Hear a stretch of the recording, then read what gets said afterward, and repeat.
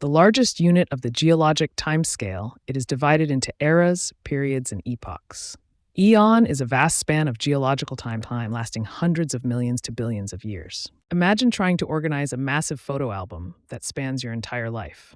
Just as you might sort these photos into broad categories like childhood, teenage years, and adulthood, an eon is the largest unit of the geologic timescale, further divided into eras, periods, and epochs for more detailed organization. Here, the entire photo album represents an eon. The broad categories are like eras, and specific events or years in your life are akin to periods and epochs, providing a structured way to understand and navigate long spans of time.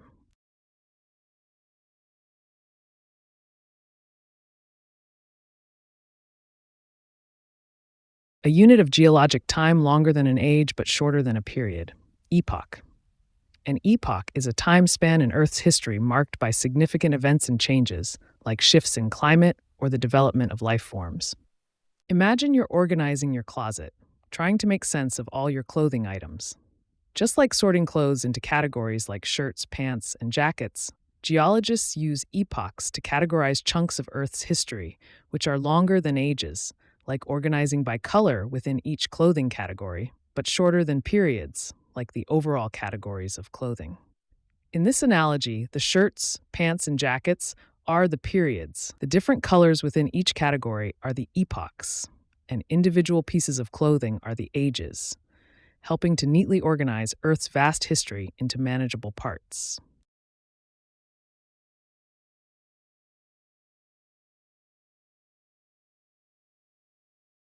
The second longest unit of geologic time, it is divided into periods. Era. An era is a span of time in Earth's history marked by significant events and changes in the planet's climate and life forms. Imagine trying to organize a massive photo album that spans multiple generations of family events. Just as you would divide the album into smaller sections for each family member's life stages or significant events, geologists divide this era, the second longest unit of geologic time, into smaller periods to make it easier to understand Earth's history. Just like each section of the album captures a specific phase or milestone in your family's story, each period within this era encapsulates distinct geological and biological changes on Earth, helping scientists piece together the planet's vast timeline.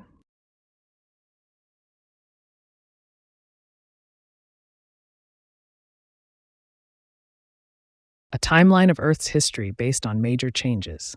Geologic timescale. The geologic timescale is a system of chronological dating that relates geological strata to time, used to understand Earth's history. Imagine trying to organize a huge photo album of your entire life, where each photo represents a significant event or change. This is similar to how geologists organize Earth's history into a timeline based on major changes and events that have occurred over billions of years. Just as you might categorize your photos by memorable moments like birthdays or vacations, geologists categorize Earth's history into different periods based on significant geological events, such as mass extinctions or the formation of mountain ranges, creating a structured timeline that makes sense of the planet's vast and complex past.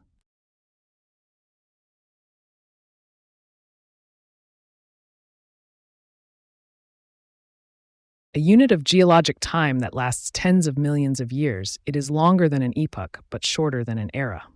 Period. In science, a period is a time frame in Earth's history marked by specific geological and climatic conditions.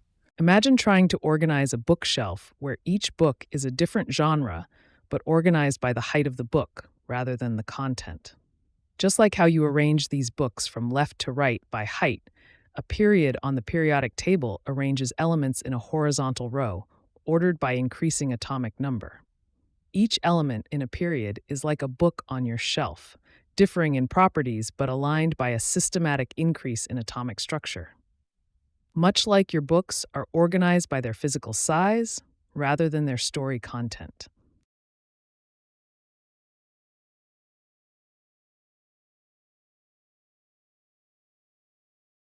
The oldest rock layers are at the bottom and youngest are at the top.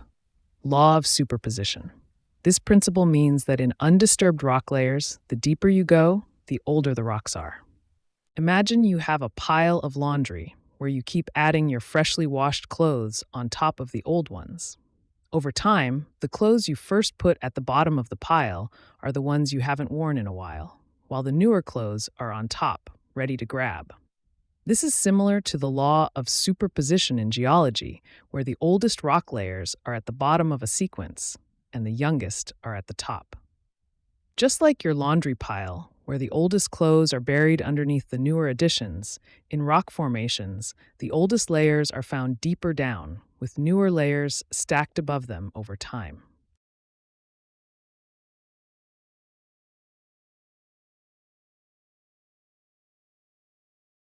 A gap in a rock layer caused by erosion or periods without sediment deposition. Unconformity. An unconformity is like a missing page in a history book of Earth's layers due to times when no new layers were added or old ones were worn away. Imagine you've been writing a diary every day, but then you take a long break and skip several weeks. This gap in your diary is similar to an unconformity in geology, where there is a missing period in the rock record due to erosion or a lack of sediment deposition.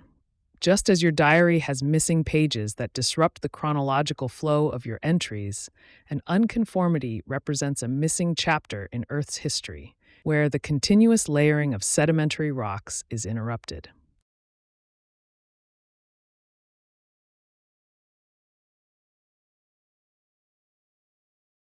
The theory that geologic processes are the same today as they were in the past.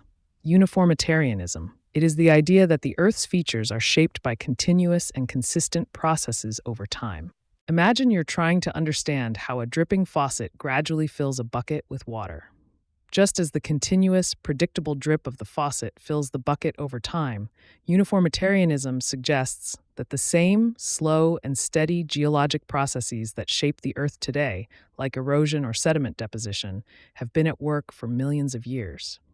The steady drip of water is analogous to these slow-moving Earth processes, both illustrating how small, consistent actions can lead to significant changes over long periods.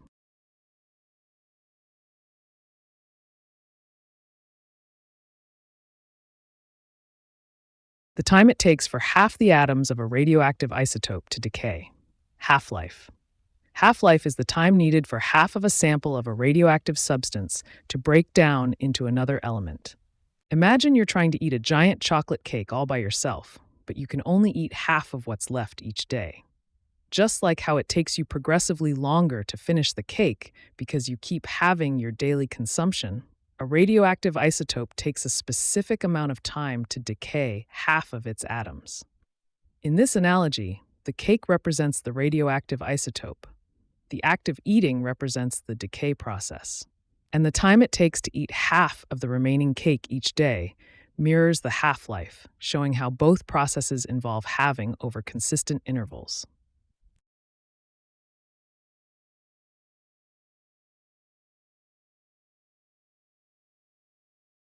The breakdown of an unstable atomic nucleus, this releases particles and energy. Radioactive decay. It's a process where unstable atoms release energy and particles to become more stable. Imagine you have a drawer stuffed to the brim with clothes, and every time you open it, a few items fall out. This is similar to radioactive decay, where an unstable atomic nucleus is like that overstuffed drawer, constantly shedding particles and energy to reach a more stable state. Just as the drawer releases clothes until it can close more comfortably, the nucleus emits particles and energy until it becomes more stable.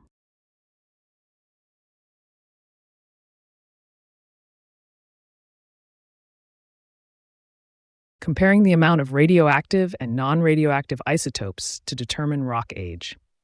Radiometric dating is a method used to determine the age of rocks and fossils by measuring the decay of radioactive elements within them.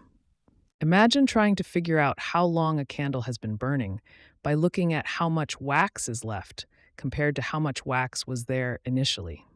This is similar to how scientists determine the age of rocks by comparing the amount of radioactive isotopes, which decay over time, to non-radioactive isotopes, which remain stable. Just as the remaining wax indicates how much of the candle has burned, the ratio of isotopes reveals how much time has passed since the rock was formed, as radioactive isotopes decay at a known rate.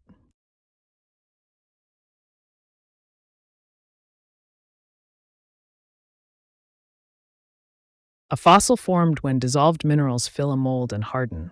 Cast. A cast is a replica of the shape of an organism created by minerals. Imagine you're trying to bake a cake, but you run out of batter and only have a cake mold. You decide to use a different ingredient, like gelatin, to fill the mold and create a dessert in the shape of a cake. Similarly, a fossil cast is formed when minerals fill up the space of a mold left by an organism that once existed, much like how the gelatin fills up the cake mold. In both cases, the original shape, the cake or organism, is replaced by a new substance, gelatin or minerals, resulting in a replica of the original form.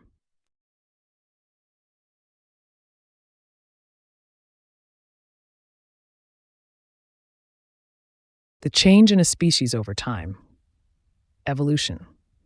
Evolution is the process by which species adapt to their environment over generations through natural selection. Imagine you're constantly rearranging your furniture to find the perfect layout for your living room. This process is similar to how species evolve over time, as both involve gradual adjustments to better fit their environment. Just as you might move your couch to maximize space and comfort, species undergo small changes in traits over generations to improve their chances of survival and reproduction in changing conditions, resulting in an optimized layout in the ecosystem.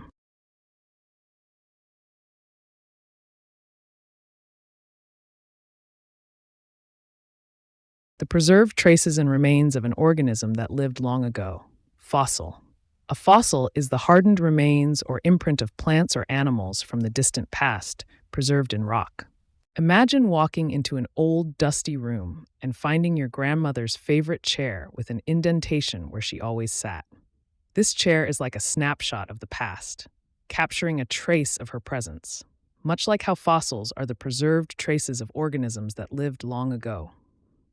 Just as the indentation in the chair tells a story about your grandmother's habits and presence, fossils reveal the existence and behavior of ancient life, preserving a moment in time for us to study and understand.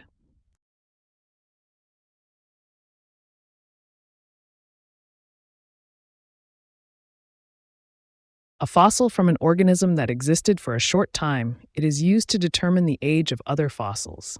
Index fossil. An index fossil helps scientists determine the age of rock layers. Imagine trying to remember the year a certain event took place by recalling a specific fashion trend that was popular at the time. Just like how that distinct fashion style can instantly pinpoint the year, an index fossil acts as a marker to determine the age of other fossils found in the same layer. The fashion trend is like the index fossil, existing for a short period but being highly recognizable, allowing us to accurately identify the time frame of other events, or fossils, surrounding it.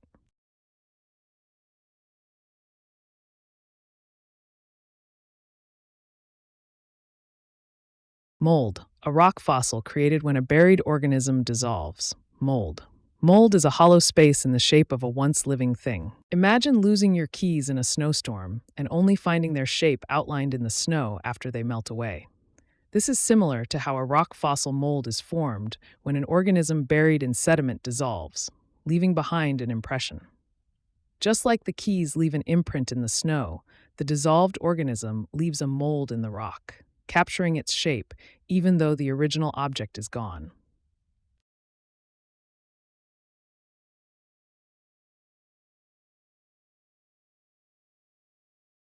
Any method of measuring the age of an object, like tree rings or carbon dating. Absolute dating. Absolute dating is a scientific technique used to determine the exact age of an object or event in years. Imagine trying to determine the age of a family heirloom, such as an old photograph, by examining clues like the fashion or cars in the image. This process is similar to absolute dating, where scientists determine the age of an object by analyzing measurable characteristics, like tree rings or carbon isotopes. Just as you might estimate the photograph's date by identifying the style of a dress or the model of a car, Scientists measure specific elements within an object, like the number of growth rings in a tree or the decay of carbon 14, to accurately determine its age.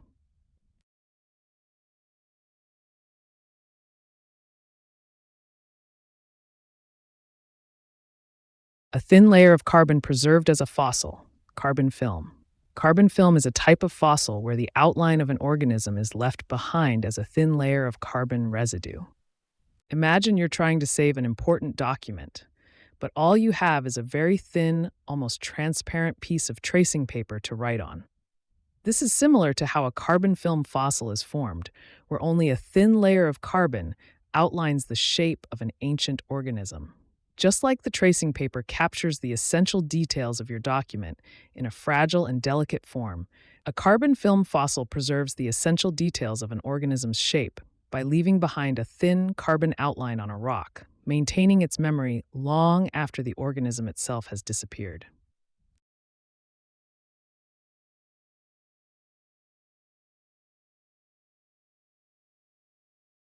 A method of comparing fossils or rocks to determine which is older. Relative dating.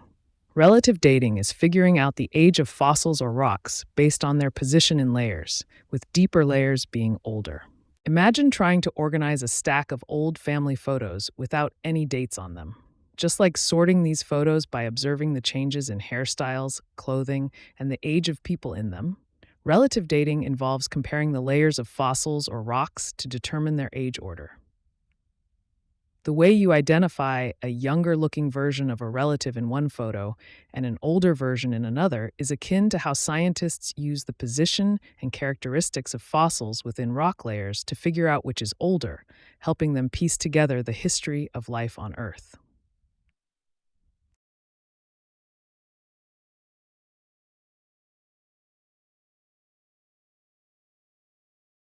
An atom of the same element with a different number of neutrons. Isotope.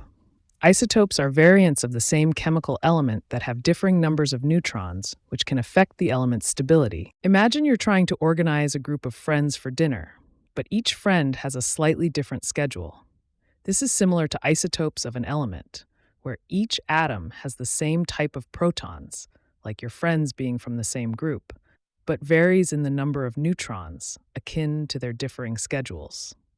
Just as your group remains the same despite each person having a unique availability, isotopes are atoms of the same element with different numbers of neutrons, maintaining their identity as the same element while differing slightly in composition.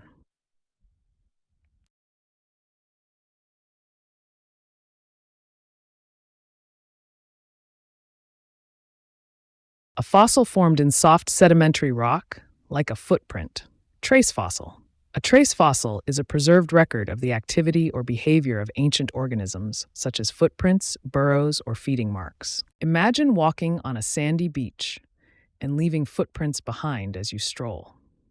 This is similar to how trace fossils are formed when an organism leaves behind an imprint in soft sedimentary rock, like a footprint in the sand. Just as your footprints in the sand capture a moment of your journey along the beach, trace fossils capture a snapshot of an organism's activity, like walking or burrowing, preserved in the Earth's geological record.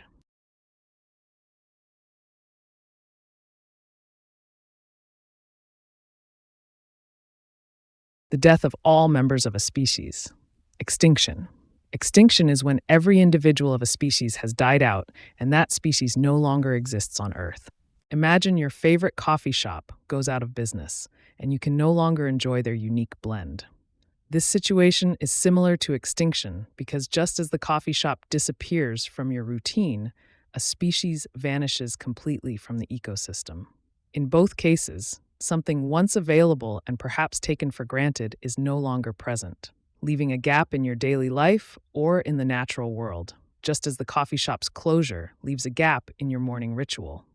The extinction of a species leaves a void in the biodiversity of our planet.